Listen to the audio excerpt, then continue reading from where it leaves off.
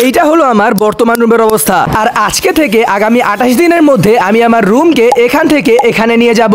এর জন্য আমাকে 5টা স্টেপ ফলো করতে হবে। Number 1, cleaning. ভাই এই পার্টটা হঠাৎের মধ্যে শুরু হয়ে গেছিল, আর আজকে যদি আমি অ্যাকশন না নিতাম তবে আগামী 1 মাসের মধ্যেও আমার রুম ঠিক হইতো না। কজ আমি আব্বুকে বলতে বলতে তিতা হয়ে গেছিলাম যে রুমকে রং করে দাও, বাট আব্বু শুনে কই। তাই আমি আজকে ডিসাইড করে নিয়েছি যে আজকে আমি একা একা রং করবো। কেউ লাগবো না আমার। ডেস্ক সরানোর পরে এখন আমার সব তারগুলা ছুটাইতে হইব, আর এই জায়গার লম্বা লম্বা শিকগুলাও। এখন একটা সমস্যা, একা একা তো ভিডিও করতে পারবো না, তাই একটু ছোট ভাইরা ডাক দিছিলাম। আর ভাই এই জায়গার লাইটটা লাস্ট কবে যে জ্বলতে দেখছিলাম আমার খেয়াল নাই, তাই এইটাও ছুটাই ফেলতাছি। আর কিছুই রাখবো না, আইপিএস এর লাইনও না, কারণ আইপিএস নষ্ট, ঠিক করলে আবার লাগাবো না। এখন সেই শিকগুলা ছুটায় সেখানে হোয়াইট সিমেন্ট লাগাই দিছি, আর বাকিগুলা জানালায় লাগাই ফেলছি। আর ভাই এই জায়গাটা 1.5 বছর ব্যায়াম করতে করতে অবস্থা টাইট বানায় ফেলছি। যাই হোক, এখন খাটের নিচ পরিষ্কার করি, আর এই ডাম্বেল গুলাকে স্মৃতি হিসেবে রাখা দেই, কারণ কি এই সব দিয়ে আমি এখান থেকে এখানে আসছিলাম। যদিও পরে এক্সামের প্যারায় আবার বডি নষ্ট হয়ে গেছিল। এখন হলো পেইন্টিং এর পালা। এইসব কাজের জন্য কোনো মিস্ত্রি নেই নাই, ইচ্ছা আছে সব নিজে নিজেই করবো, কিন্তু ভাই রোজা রেখা এইসব করতে দম বেড়ে যেতেছে।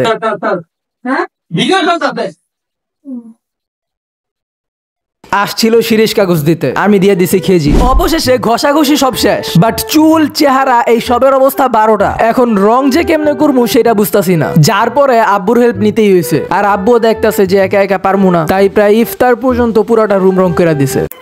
লাগবো না আমার। The next day. কালকে কাজ শুরু করছিলাম সকাল 11টার দিকে, বাট শেষ হয়েছে রাত 10টার দিকে। এর মধ্যে রুম, খাট আর দরজাও রং করে ফেলছি।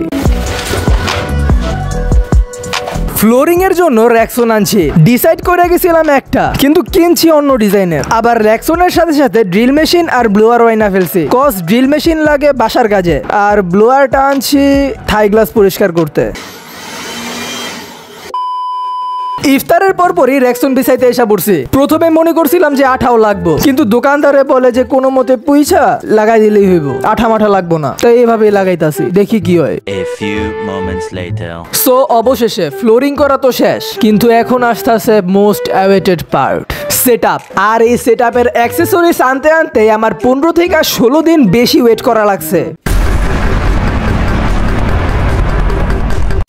তো এখন আসছি আমার ফেভারিট জিনিস আয়না রিসিভ করতে। অর্ডার দিছিলাম একটা ফেসবুক পেজ থেকে, কজ অফলাইনে কই বেচে সেটা আমি জানি না। আর এই আয়না আমার ফেভারিট কেন তা হয়তো বুঝা গেছো। এখন আয়না আসার কয়েকদিন পরেই পর্দা এসে পড়ছে, যদিও এটা অফলাইনে কিনছি।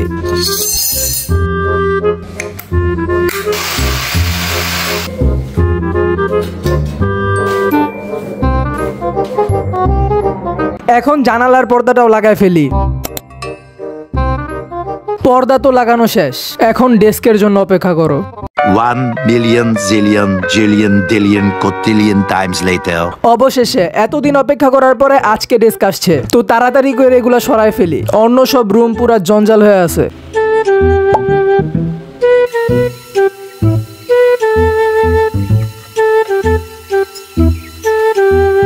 পিসি তো সাজায় ফেলছি, কিন্তু এখন আসতেছে সবচেয়ে বিরক্তিকর পার্ট, কেবল ম্যানেজমেন্ট। আগেই দেখানো এখন কেমন আছে, কজ একবারে ম্যানেজ করার পরে ভিডিও করবো। সো একেবারে কেবল টেবল ম্যানেজ করা ভিডিও করতেছি। সামনের দিক দিয়ে সুন্দর লাগলেও পিছন দিক দিয়ে পুরা জঙ্গল। যেই দিন ডেস্ক আসছে ওই দিনই চেয়ার আইসা পড়ছে। চেয়ারটাও অর্ডার দিছিলাম একটা ফেসবুক পেজ থেকে, দারাজ থেকে দিতে চাইছিলাম, কিন্তু পেমেন্ট করা লাগবো অর্ডার পাওয়ার আগে। কি কইলাম? মানে ক্যাশ অন ডেলিভারি নাই।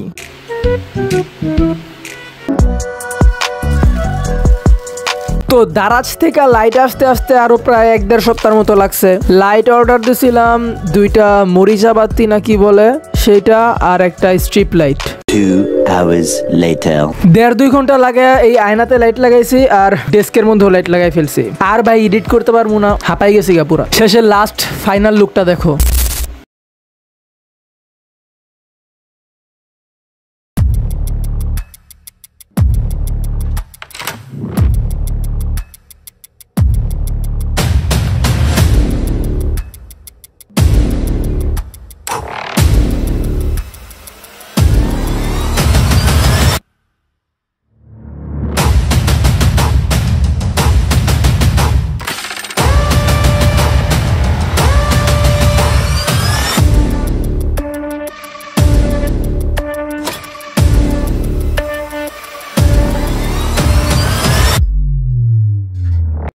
তো ফাইনালি সব কাজ শেষ।